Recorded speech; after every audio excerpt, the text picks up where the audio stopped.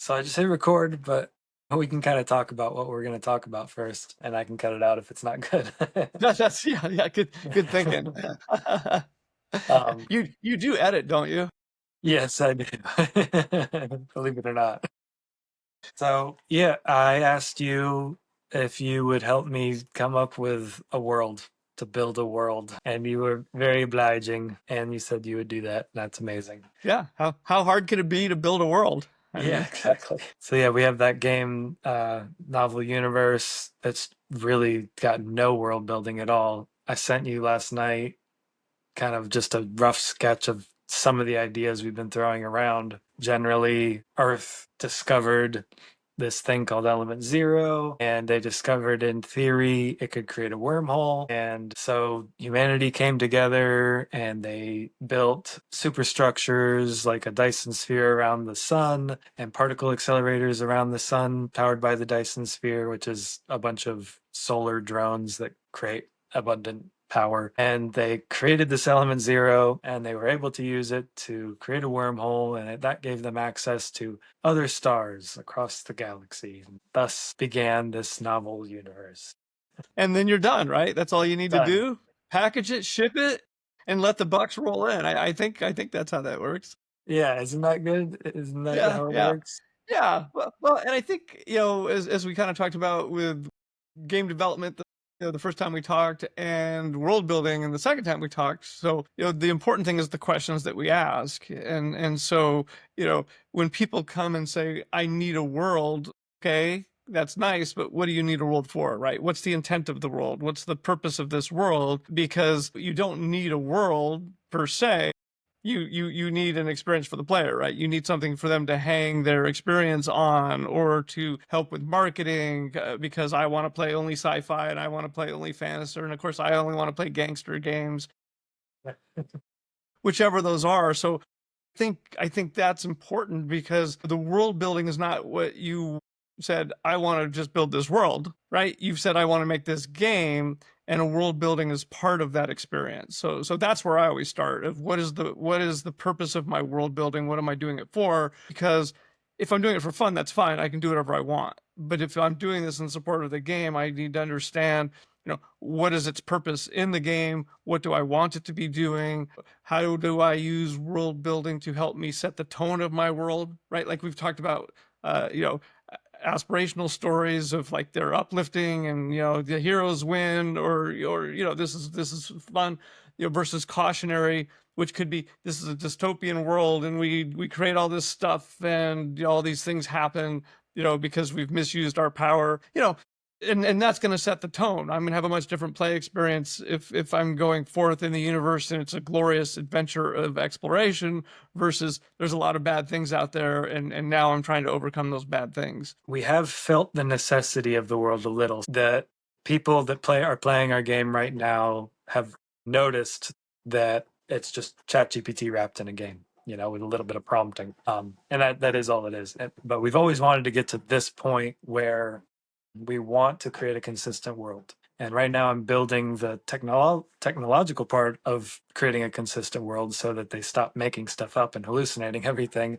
And when they talk about a planet, that planet exists in the game. When they talk about a person or an event, that happened. But yeah, so making that something that people can sink their teeth into is the necessity that I'm feeling, and that I hope can drive this process a little bit. Awesome. Yeah. So the first question I would ask is, what experience do you want your players to have? Right? Because we ask the same with a mechanic. I'm implementing this mechanic.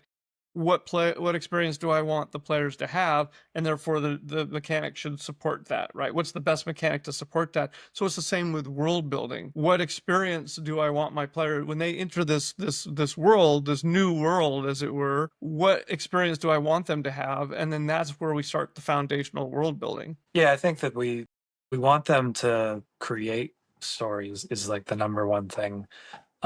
To participate in the creation of stories with these AI characters. That was the whole purpose of me creating the game. Is I have a bunch of friends and my wife and my son that love creating stories.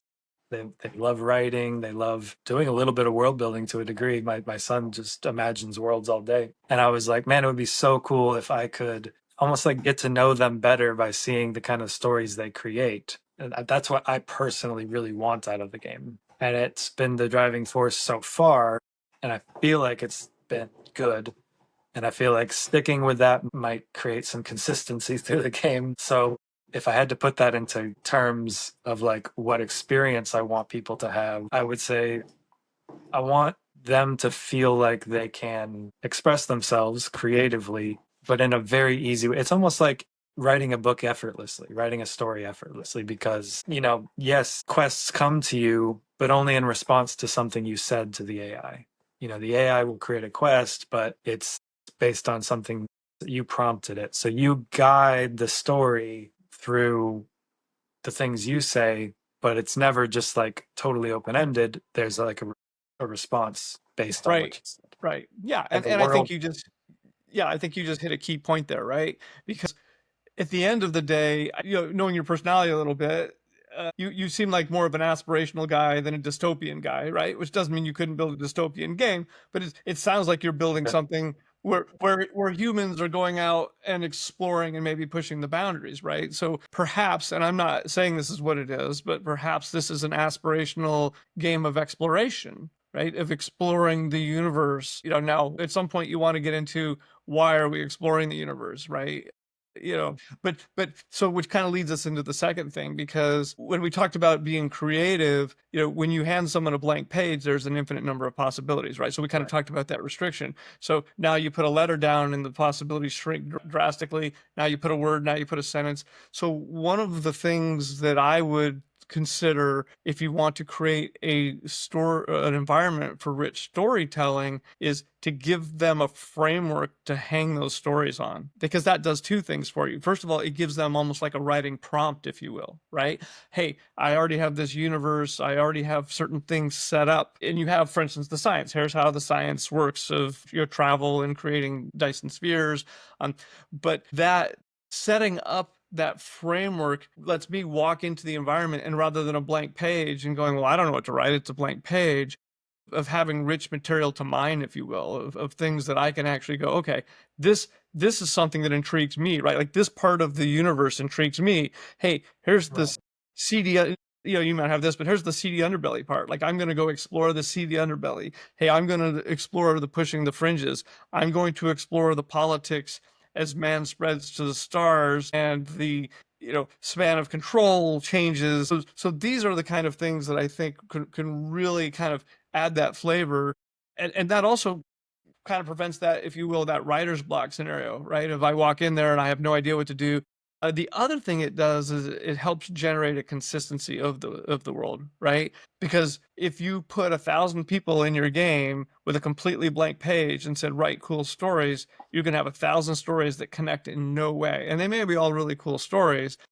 If you do truly have a shared universe, though, you're going to have people who are off, like, wow, that's a little off the fringes a little bit, right? But you're going to have probably a bell curve of most people are going to be in the middle. Remember, too, that even those ones that are on the fringes of the bell curve, if you will, as far as how they interact with the universe, that becomes an unreliable narrator thing, right? Like, hell, that's what that person sees. And maybe that story, like he told of some fantastical monsters and no one else has ever seen these fantastical monsters, they were on some good mushrooms, or who knows, wormhole sickness, like who knows, but that helps you keep that consistency of the universe. Yeah. Yeah. And I'm hoping the AI can help with that a little bit by if somebody suggests something that's not possible, it says that's not possible. I would like it though, if it's possible, to find a balance between that and pushing the boundaries of what's possible, kind of. And as someone pushes it, someone else can push it a little further, so it does actually grow into Dragon Ball Z of one day, but not not starting off that way. You're starting at Dragon Ball A and working your way to Dragon Ball Z. Exactly. Yeah, yeah, yeah, and it almost becomes a moderation function, if you will, right? Yeah. Because the moderation function is we've provided the people, place, and purpose, and we're not going to be this harsh god, if you will, right? This harsh overlord. Thou have strayed from the path, and you cannot do that, and I'm canceling it. But you're giving them those guide rails, and within those guide rails, I think that's where that comes in of, hey, this is the way the physics of the universe works. Like if you can only go so far in such a period of time, that's what you can do.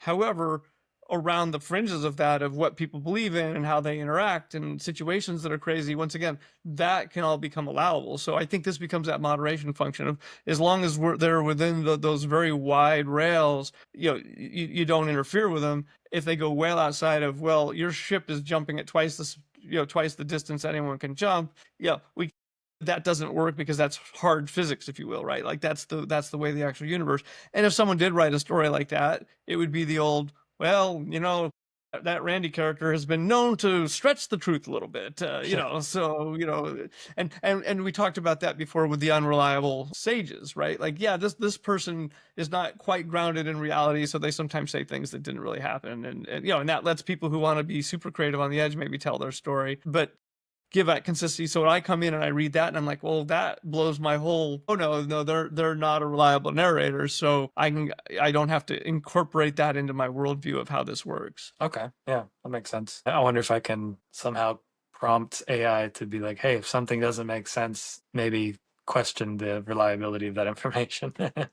Yeah, That'd be in interesting. theory, in my experience, and I'm not the best, getting the maximum of AI. In theory, you could put hard lines in there, right? You could say, ships cannot travel faster than this. Like, here's the 20 inviolable rules of the universe, and if a player is violating those, the AI will step in and say, "I'm sorry, Captain, the ship can't do that." Uh, but I'm not sure how reliable AI is for that. I have those rules even in my coding, and it violates them all the time. So Well, I would say that that wouldn't be an issue because there is a physical, not physical, there's a map with ships and objects in space that have nothing to do with AI. AI can't directly like move the ship for you or anything, or you can't right, tell it how right. fast to go. You have to click and it has limitations. AI story is actually relatively simple. It's almost like through conversation. It's almost like an oral tradition rather than affecting the world too much.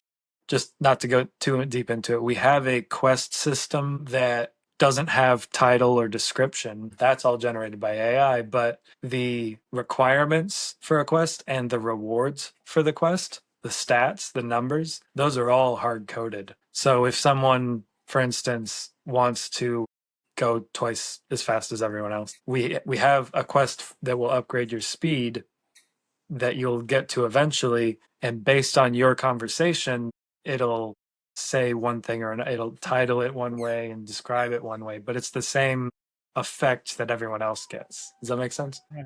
Yeah, absolutely. And I think this is where you start developing your list of questions, because the fact is that this, let's call this the initial conversation on world building, right? The goal of an initial conversation like this wouldn't be to, well, at the end of this, you're going to have this world building and you're going to go in there and be able to put that into the game. It's to Okay. start asking the correct questions. So how do I want my players to interact with the AI? How do I want to moderate their stories? Like, what does that look like? What kind of hooks, if you will, do I want the universe to give them? Because I do think the blank page is asking too much for multiple reasons, right? Both from the individual and for the system. So what hooks can I give them, and which ones are important to me? Is that economics? Is that politics? Is that aliens out there, or mysteries, or ancient ruins, or what are the various hooks that I can give the players, and are those consistent? So like you talk about quest, for example, if they're getting these quests, kind of quest do they get? What types are there? What kind of quest does a player, if I'm playing an exploration game, I may see this as a quest, but I may not really care about a quest of take 20 units of element zero and move it to here. Well, that sounds like a trading game to me rather than an exploration. Instead of, maybe there's this interesting anomaly over in sector 27, explore that and report back, or those kind of things that feed into, and I've made this theme up for you, so that this may not be yours, but that feed into that exploration theme. Like, what encourages these players to explore things, and then they're telling their stories about their explorations, which sounds pretty fun, right? You're exploring new things and discovering different things, and then you're telling the stories around that. So how do we encourage that? So that's where you start quite, what's the boundaries of that? What kind of things do aliens exist, right? That's an important question. If humans are expanding through the universe, are aliens real or not? Or at least if they're found or not? Are there signs of aliens? For instance, we've found no living aliens, but we do find ancient artifacts or ruins. I mean, these are the things you can start to ask those questions about and then get those list of questions and then start to answer those questions. Are there aliens? Are they alive? Okay, what kind of things are available? What are we exploring? Another planet, if you can jump to any planet instantly, and I'm not saying that's what you're doing, if I can jump to any planet instantly, well, what becomes interesting about that at some point, right? Like I can go anywhere instantly. I'm on my 627th planet. What's different about this planet than the 626th planet that I just came from? Right. Yeah, right now there's not much. Well, it does generate an AI description. So this is perfect. This is exactly what I want, is a list of questions to bring to, because I actually, part of my goal of having, my goal to have a game where people can bring their stories and create is to actually form kind of like a small story group. Because I don't want to come up with all this. I don't feel like I'm good at it. I'm not really actually that interested in coming up with my own stories. I like building systems. So I want to create a system to which people can bring their own stories. So this would be perfect if I could come up with kind of like good questions, create a question system, a question-based system for other people, for a team of people to come together and write interesting stories within the game that could really fill out these planets and these worlds and stuff. Right. Yeah. You Yeah. think that's But you possible wanted to for find the people? bound. Well, you wanted to find the boundaries for them, right? I mean, so think about this. Okay. Think about if you were going to put on a television show, right? And you brought a team of writers in. You said, "Hey, like I have this vision. I'm going to provide the money and the technical side, but I'm going to bring in a bunch of writers and put them in a writer's room." So I'm sitting there with a bunch of other writers. You say, "Okay, write a story," and we're all going to look at each other like, "What do you want?" Right? Is it a comedy? Is it a drama? Is it adventure? Is it romance? Is it a Christmas story? Like these are the things. So what I would suggest as a possibility is I'm going to develop once again the moderation role of not coming in there, thou shalt go left and then right and then but to come in and say, here's the broad strokes of the universe, here's kind of the science a little bit, here's the politics, whichever you need. We talk about being fit for purpose, right? I mean, in a way, from previous conversations, and I don't know how this has come out, that humans are almost or are in a post-scarcity world. Right? If we have effectively unlimited energy, so economics aren't as important, or at least the economics of, hey, I need to earn credits by moving cargo A to point B. So what aspects of humanity are we going to explore here? We're not going to explore. Are we going to explore politics? Are we going to just explore exploration itself and the joy of discovery? So those are the things you could kind of ask those questions and then sit down with a group and say, here's kind of my thoughts. Here's a bunch of questions we need to answer. Let's talk about the answers to these questions and what that looks like. And then you do run into a situation of, hey, we answered question 5 this way and we're on question 10 and these are clashing. Our answer to question 10 is starting to clash. Let's rationalize that. How do we come in there and make that work so there's a consistency within that? Yeah. Yeah, that sounds perfect. I'm just imagining kind of if I said I wanted to do politics, but I find a lot of the tropes of politics uninteresting, but I'm extremely interested in the future of politics, like post threat of violence politics, Right. almost like if ism didn't suck and if it was real, and it not Right. too idealistic, I guess. Is that possible?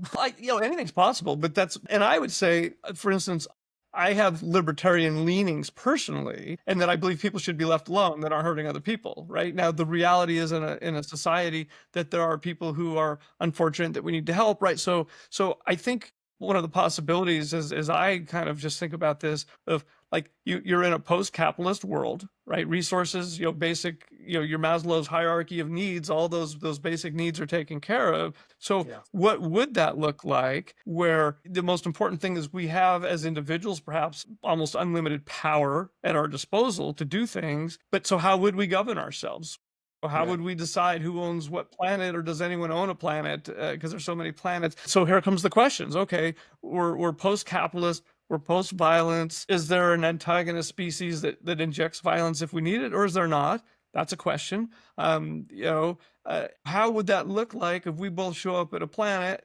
I want it, you want it. Well, okay, you get it because you were here first, or you're higher up in the social order. Is there a social order still? How will humans differentiate themselves? So once again, don't necessarily know the answers to these. You just start putting those down, and I think this would become interesting, right? Because if you said, "Oh, here's the classic, capitalist system, and yet we've got a race to the stars," you could do that well, but it's been done a lot. Yeah. What does, once again, what is the experience that you want your players to have? But you got to give them some outlines. You can't just say Yeah. we're post scarcity, post capitalist, post interspecies violence, or. So go ahead and write politics. No, I need something. Hey, there's a committee, and this is where kind of we talked about that iceberg, world building. You don't have to go in there and do the 217 pages of the Constitution of the Federation of Humans.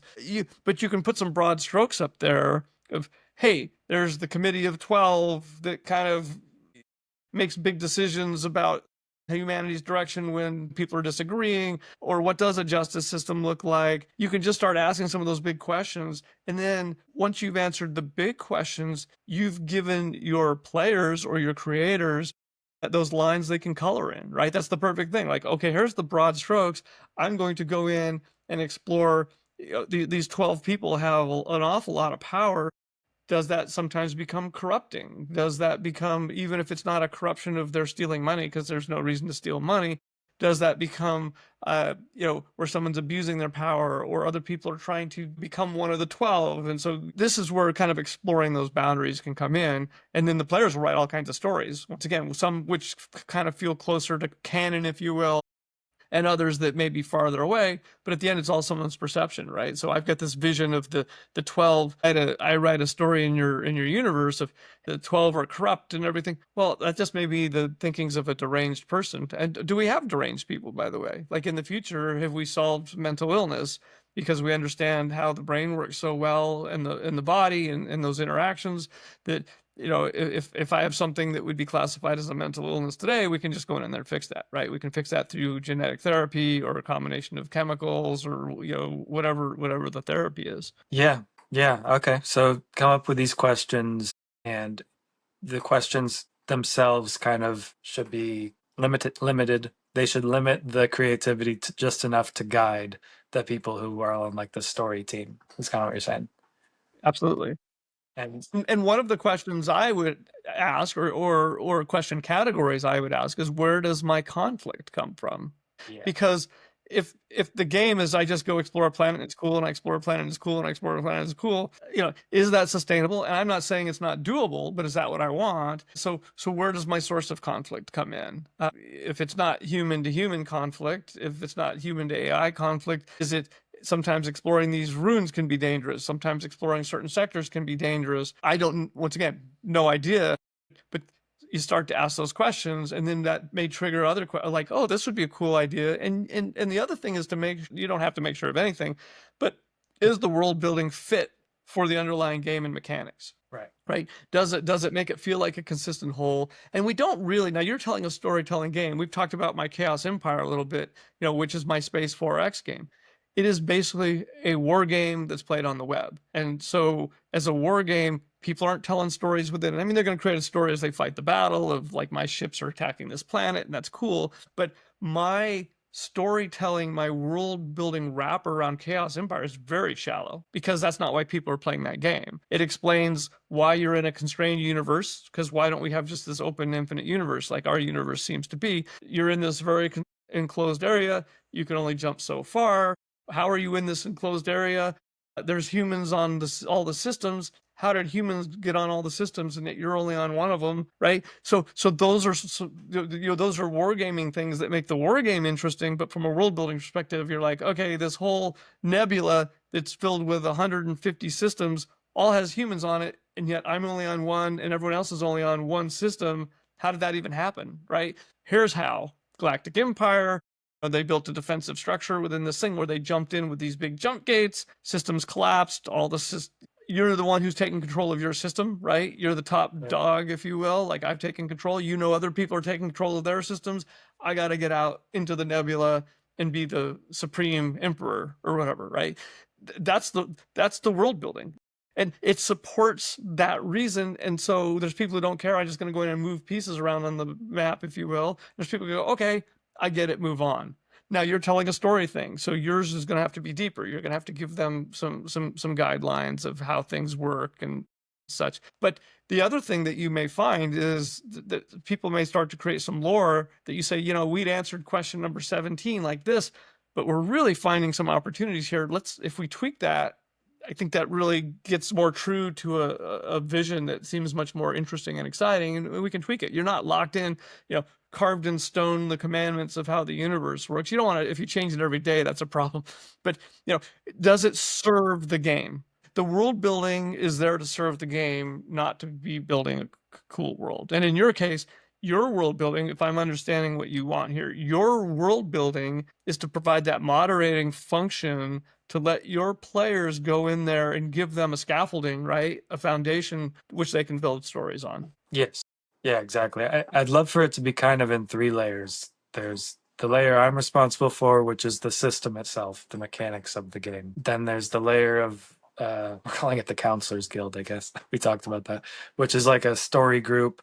But those would be like the writers in the writer's room. But I want that main layer of storytelling to be the players. So you think I'm kind of envisioning that the writers group has its own limitations, just like my limitations are inherent because I'm building a computer system that can only do certain things. And the real experience is happening in the players' minds and through what they create. So the story group is essential, you're saying, because they are going to give the players something to kind of dig into and explore as they create and feel like there's something to do, period, and not just a Right. blank slate. Yeah. Yeah, you're providing the context. And think about it even from a systems perspective, because you could go in there and you could make a game and say, okay, I'm making this game and it's going to have elements of scavenging and crafting, and it's going to have a first person shooter, and it's going to have strategic movement, and it's going to be a role playing game, and it's going to be right, like, but what do? You limit yourself. You say, okay, you limit the scope of your game. Like, what do I really want this to be? So you're self-limiting because you're one person, and it's easier to self-limit, and you're creating the kernel of this universe, right? You're creating the spark that causes this to exist. But there should be guide rails on everyone, and so what we want to do is to help. So we step up to the counselors, right? We step up to the writers' room.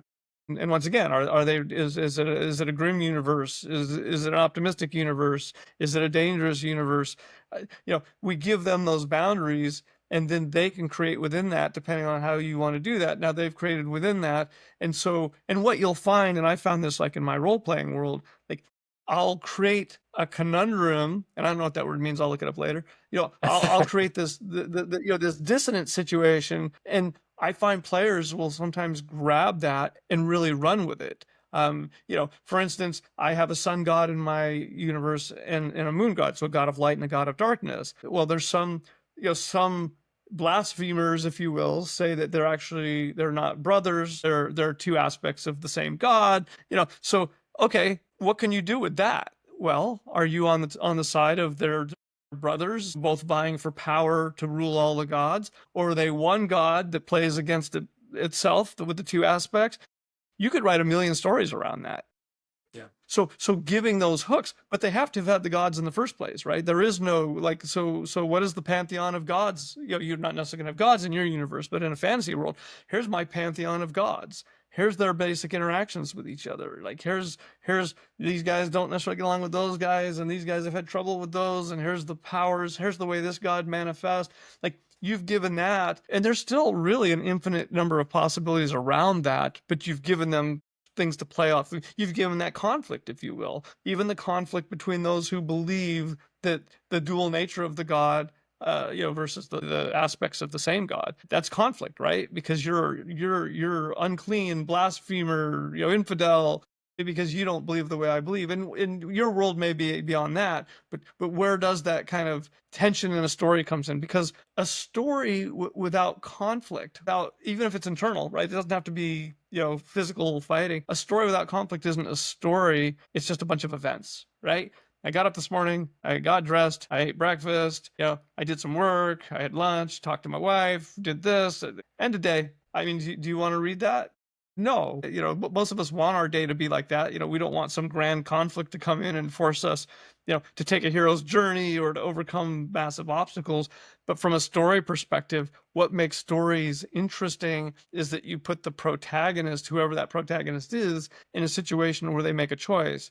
I want to have X, but in order to have X, I've got to give up this thing, and I also want Y. And if I want Y, I can't have X, but having Y means giving up this other thing. And how do I navigate that decision? And interestingly, in a world like yours, a story could tell a cautionary tale within a happy universe, right? Like I had some choices to make in the game of exploration, and I made some that don't do what I did, boys and girls. And I'm just throwing out possibilities. But once again, this is where the questions come in, because it starts to narrow those possibilities. Okay, we're focusing this down on things that will allow us, instead of going in 6,000 directions at once, it gives us a general thrust, like that spine of the story I talked about. We have the spine of the story, we have the spine of the game, and then players are moving around that like a bunch of particles, but generally staying within the orbit. Most of them probably closer rather than farther. Yeah, that would be ideal. Yeah, that's definitely the goal. Do you think it would be I'm having trouble with the idea of creating conflict. I agree totally that we should do that. I'm just not, this is part of why I'm not good at this. But because right now it's kind of like a racing game more than anything, where you're just racing to the top of the leaderboard as far as how much you've explored or how much you've populated, yeah, how many humans you've made homes for on these planets, kind of thing. That's not an interesting story. It may be a fun game. Who knows? Everyone loves Mario Kart. But do you have any ideas of how you might make a story out of that mechanic? Like, why would people care that they're getting the Right. most territory? Perfect. Yeah, perfect question though. Why do I care as a player, right? Because if you can't answer the question of why I should care, Yeah. like the players aren't going to see it. But perhaps, and once again, I don't know the answers to this, which is why we just start writing this down. Perhaps the racing game is the thing, right? And so it's like the contest is, we've achieved, right? We're not worried about food or shelter or health, or so what do we have left to do? We have the ability to achieve. Who's the first person to climb the highest mountain, right? And hey, there's two mountains, but there's the second and third highest.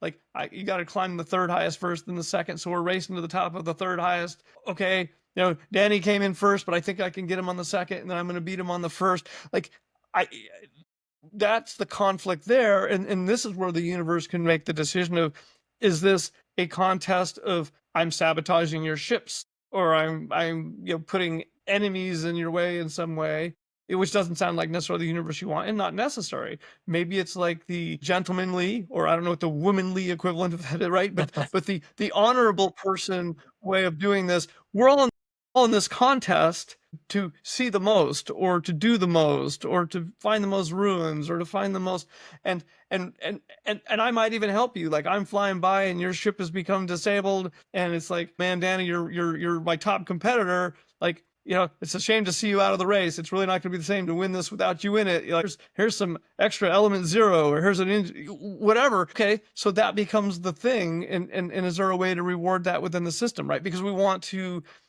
build the game mechanics that encourage the behavior we want to see.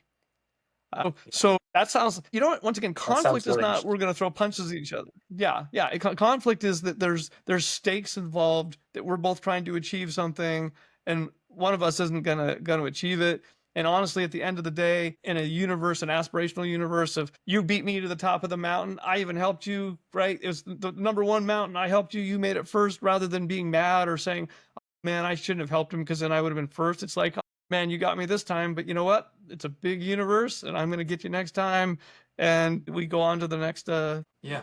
Yeah, and that kind of lends itself to forming teams too, and to try to help each other if, like, you can do it by yourself or you can do it on a team. So that's cool. Side note. Okay, so that's an example of a good question that I found. So if someone's listening to this and Yes. they're Yeah. building their own, trying to figure out their own world, finding good questions is the goal at first, right? Is that accurate? Because you can't, there's no way you can build a whole world from whole cloth in your head. Just, okay, I'm going to take an hour and build a whole world. It's not going to be consistent. It's not going to be what you want. It's not going to be the best use case. So what are the questions I want to ask? If you don't ask the right questions, you're not going to build a good foundation. So just writing those questions down and not putting yourself under pressure, because this becomes the problem too. And I'm definitely subject to this. I do this with writing. I start to write a sentence and I'm like, oh God, that's not a very good sentence. That's not the perfect sentence. The sentence said what needs to happen in the sentence.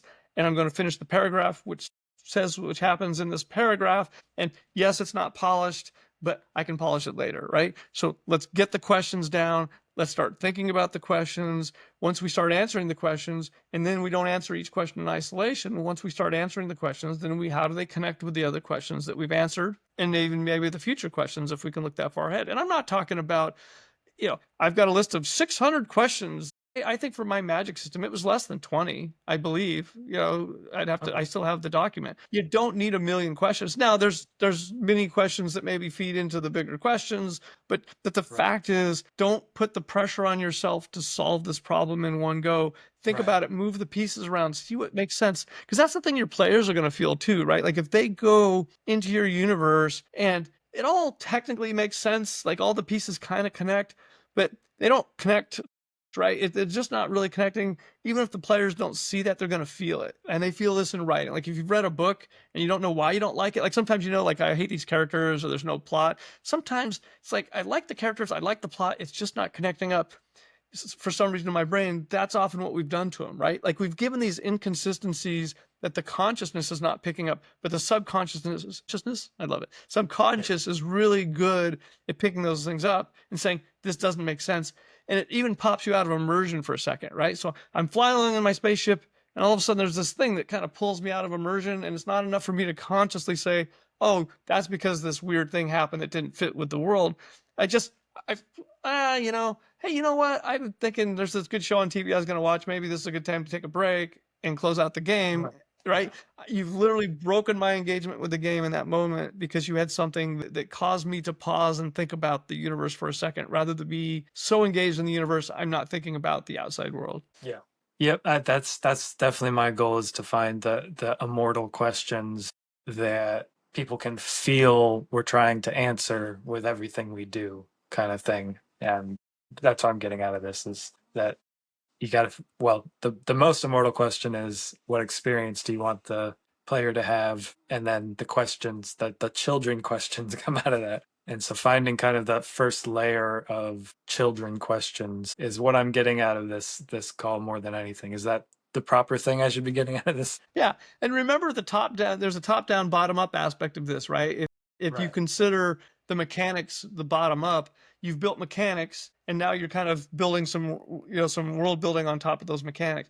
But you can also then start to come top down to the bottom and go, okay, I built this world building. In fact, here's some cool things that we were brainstorming. We came up with some really cool things. Let's take that down. Is that supported by the mechanics, right? Is this a cool enough concept with world building that I maybe modify a mechanic or add a new mechanic, or even throw one out? Like, hey, this mechanic was cool, but based on this kind of new direction we've taken, this mechanic is no longer fit for purpose. It doesn't pay its way. We're going to get rid of it and implement this.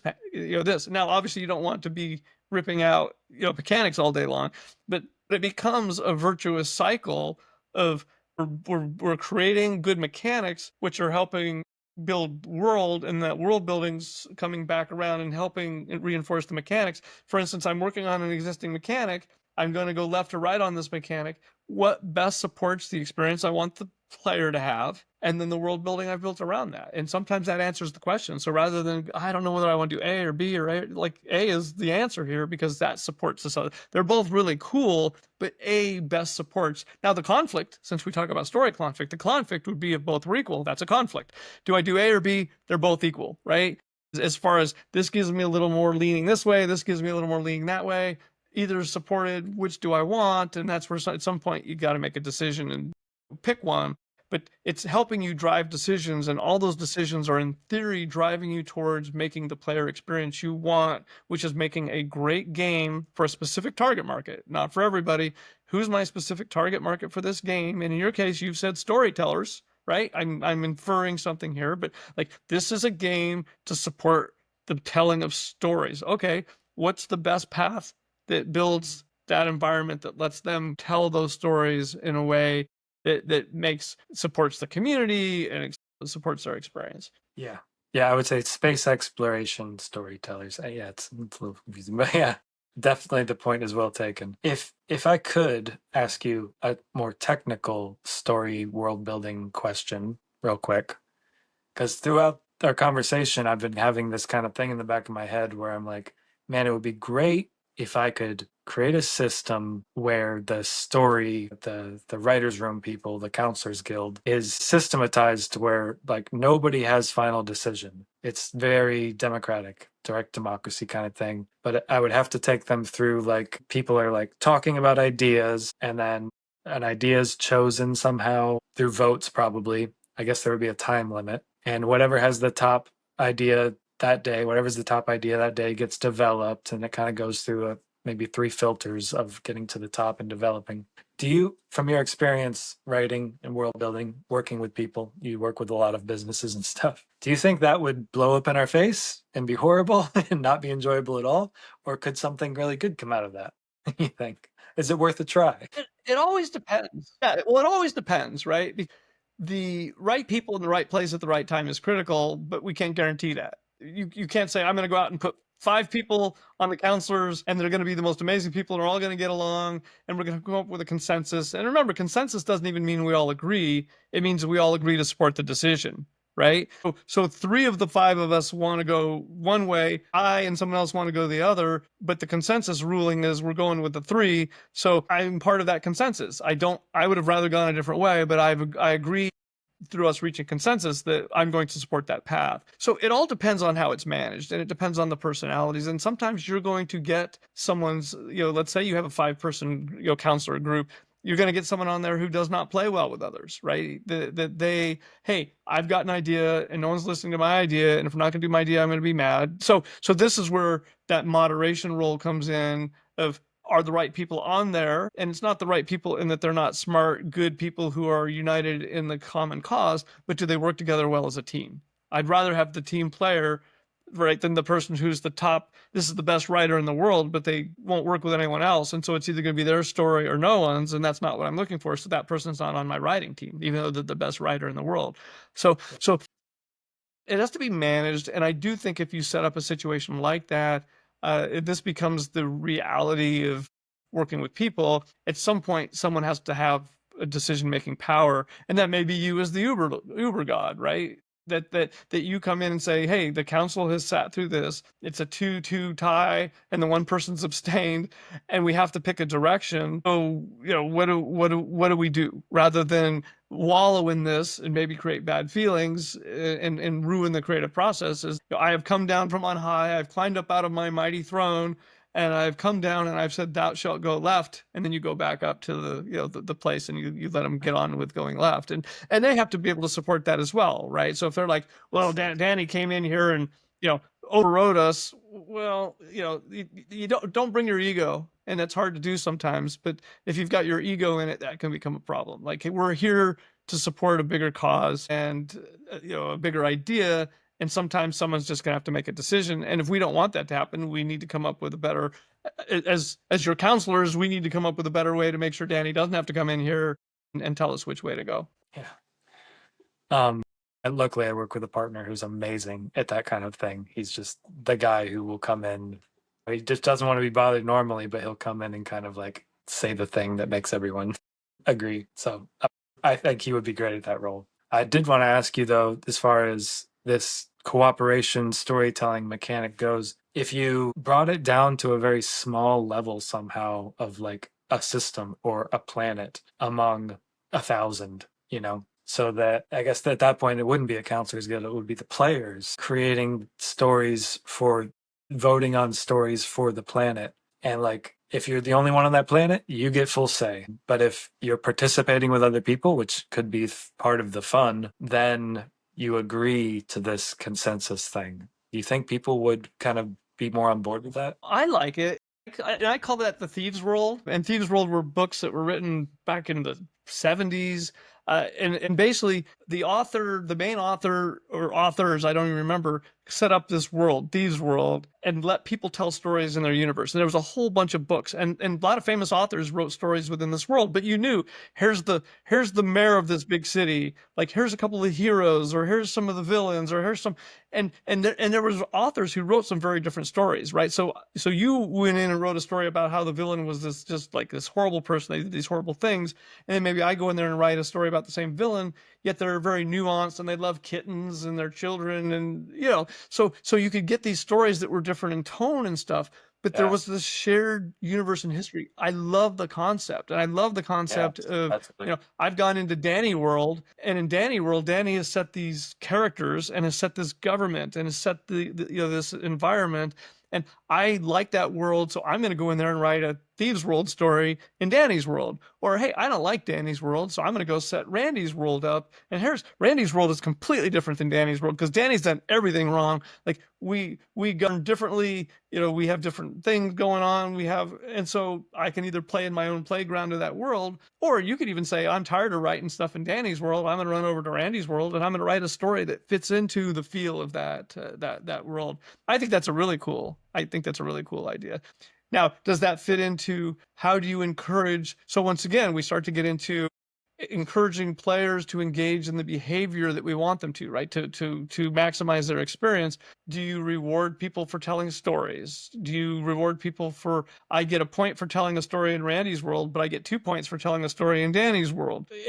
And I'm once again making things up. How do we incentives always exist, right? So we talk about post scarcity, post capitalism world. There's got to be some sort of incentives because human beings are driven that way. So unless you've changed the human beings so much that we just want to sit around and don't care about anything all day, we're going to have a drive. We're going to have a curiosity. We're going to want to overcome something. Once again, even as an aspirational tale, just if it's a contest of you and me racing to this planet or doing something on a planet and very good natured and high horse about it. How do we reward that within the system to encourage people to do those things? I thought about this, just take the Chaos Empire situation. You're playing in a closed universe. Say you have 6 players in there. You're going to the last player. What happens if one goes AFK, right? Drops out of the game. That materially impacts the game. So okay, that's a question we ask from a world building or from a mechanics really perspective, because you do the same thing with mechanics. Do I reward someone who comes in and they're almost like the baseball closer, if you will, or hey, I've got an abandoned empire here. They're halfway through the game. Does someone want to take it over? And then they get a special badge that, I called it something in my game design document, but do I want to encourage that behavior or not? Or do I just set the systems to neutral, right? So it's the same thing here of what's going to support the experience I want. What are the possible issues I have of, hey, Randy's world, Randy's disappeared from the game and there's people writing stories. Is that good? Is that bad? Do I want that to happen? Maybe I do, maybe I don't care. So there's where all these questions start to kind of inform us on where we need to go, where we need to put guide rails in. And once again, the purpose of your game, you want people to keep playing, right? You don't want someone to come into your game and spend an hour, tell a story, and go away and never come back. You want them to stay engaged. So how do we encourage them to stay engaged? How do we give them the opportunity to keep coming back and experiencing the before we end, I'm going to take advantage of your business experience now to ask you a question in answer to that question. We've had this idea kind of floating around because we have to charge for the use of AI because it costs money. And right now, everything's free and it's costing us a little bit of money.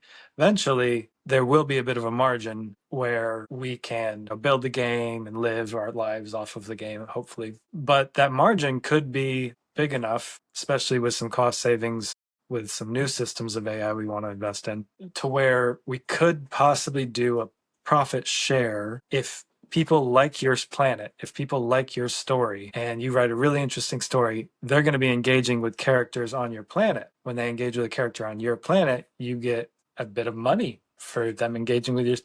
Do you think that would ruin the game though? That's the immediate question is like, would that make this somehow, the worst kind of game if people were just writing Yeah, story? You know what it's I a mean?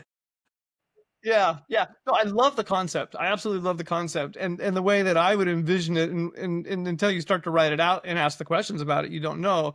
But I've thought about this kind of thing in a different context. So to me, if you took, let's say, hey, we get X amount of revenue every month, and what we do is we take 20%, 30%, whatever that number is, we're going to take 20% of that revenue and we're putting into a pot.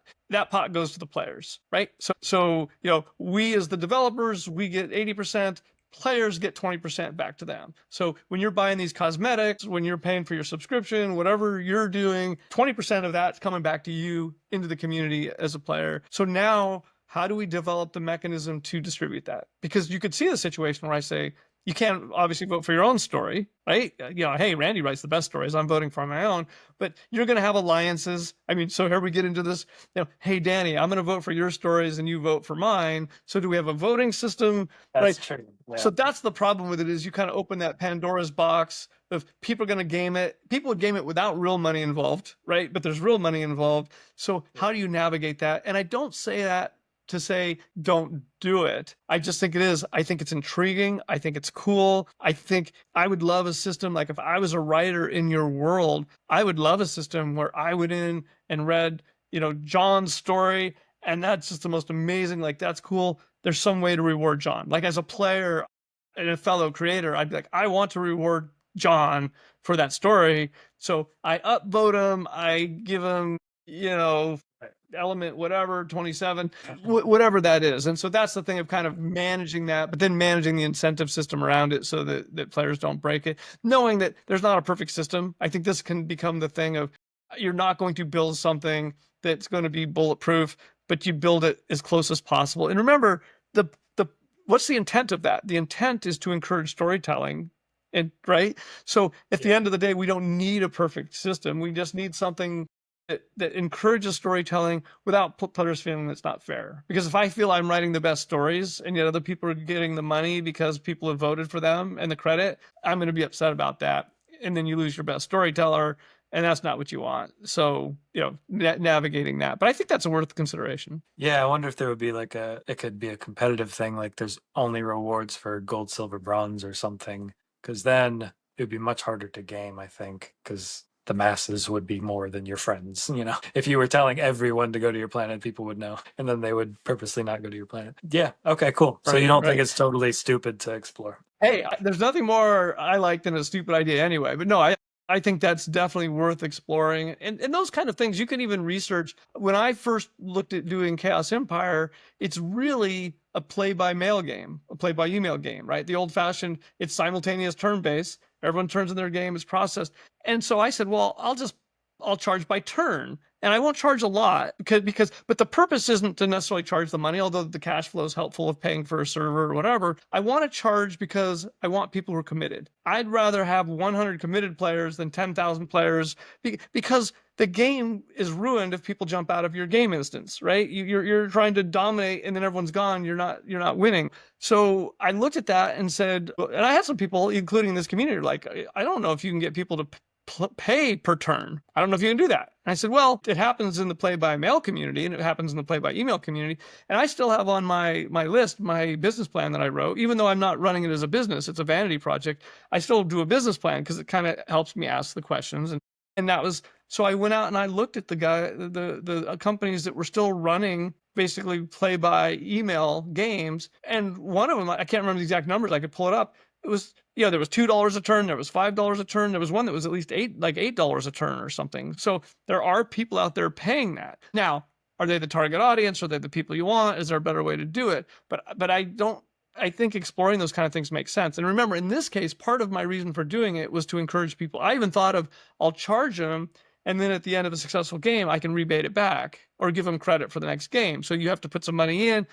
Is that worth it? Probably not, right? But that's where you start asking those questions because the purpose is to encourage players to continue through to the end until there is a game winner. And then you want to set up the games so that you don't have to fight to the last planet. There's 150 systems. if there's 149 systems against one, we know who's going to win. And there's some people who would be like, well, I'm going to, fight to the death. And I have a game mode called Fight to the Death. I don't know if anyone would even want to play it, but I also set up a mechanism even in the original game where there was a UN, a United Nebula. It's like you can call a vote in the United Nebula when you control enough systems, and everyone votes for who's emperor, and that includes the neutral systems, the NPC systems. And then when you call a vote, I think I don't remember the exact time period, but like 6 turns pass, because that gives people time to political maneuver or military maneuver to try to change hey, one of the systems that I was going to was voting for me is now taken over by one of the other players. They're not voting for me anymore. But it encourages that system of, I got bored because we knew who'd won halfway through the game, and then we had to play the whole thing out. So I want to set up the mechanics that allow you to, we know who's won at this point. Let's end it so we can start a new one or go on with the next game. Yeah. Yeah, I could definitely see it becoming something where, it's like in chess, if you have checkmate, you quit. If you have checkmate in 6 moves, you quit. Don't want people to quit just because they feel like they can't win. There's a lot to consider. Yeah. Yeah. I would And so love for you to you kind have of to account for summarize. player behavior. Yeah, go ahead. Yeah. Well, the summary is, what's your intent, right? You're building, like, so what's the intent of world building? It's supporting your overall intent. So once you've got that in mind, the most important thing is just start not even answering the questions. You'll think about them, and there's nothing wrong with that. But what are the questions that need to be answered? Just start coming up with the list of questions. And then once you start getting that list of questions, then you can start kind of answering them. You can look at them in the light of that top down, bottom up of, let's look at the mechanics. Does it support the mechanics? Can the mechanics change? Does the story need to change? And it's just an iterative process where you go through, where you come up with something comfortable, and not everything needs to be 100%. But do you have that foundation that you can now build on and go forward? And then as you gain experience, as you go forward, you may tweak some things and say, yeah, this isn't working like I thought, or this isn't as fun as I thought. So we're gonna change this, and that's fine. But you're building off a foundation. I'm changing, once again, you're changing, hey, I'm changing 5% of the game versus having to rip out the whole thing and changing 95% of the game. Yeah. Yeah. So is it fair to say that the quality of the questions you define at the beginning has a great impact on the quality of your story or your world? Huge. Yeah. If you're asking the wrong questions, no matter how good your answers are, it doesn't matter. So you're That's true. wasting your time. So you've got to ask the right questions. So yeah, as Douglas Adams taught us in Hitchhiker's Guide to the Galaxy, right? The answer may be 42, but that's not the important thing. What's the question is the important thing. There's some wisdom to that. Yeah. Yeah, definitely. Yeah, and I would say that these questions are supposed to be almost like story generators. Is that true? Like the answers are just pieces of the story. The questions are the story generators. And so defining good generators is what determines what gets generated and how good the story is. I love it. That's such a good framework to use. Well, are you giving people the framework? Because you could toss in, I would think of it if you're building the foundation with the questions, and then you could use the quest system to toss in almost like writing prompts. So we've got the foundation, right? We've got the political system and the economic system and kind of the field, the spine of the game, if you will. We have that, and that's what those questions answered. And now we can, well, something's happened. Planet Randy, there's been this weird anomaly. There's something weird going on there, right? That has nothing to do with the foundational questions that we have, but that's suddenly, I'm going to go explore Planet Randy, and I'm going to tell a story about that anomaly that's going on, right? And you're going to write a story what's going on there, and so there's multiple levels to this, but if the story prompt, if you say something happening at Planet Randy and there's no foundations of Planet Randy, there's no foundations of the universe that are solid, then that doesn't matter. No one cares about the thing at Planet Randy. But if there's that strong foundation, that gives the people something to work off of and to stand upon. Yep. Man, I have so many more questions, but we're over an hour. We're gonna have to call it there, I think, for people to anybody to be able to get through all this. Thank you so much. This is round 3, and we have to go 10, so we're almost there. That's right. You Mark. promised that I could go 10. So Yeah. awesome. Thank you so much, Randak, and I will see you online. Sounds great. See you soon.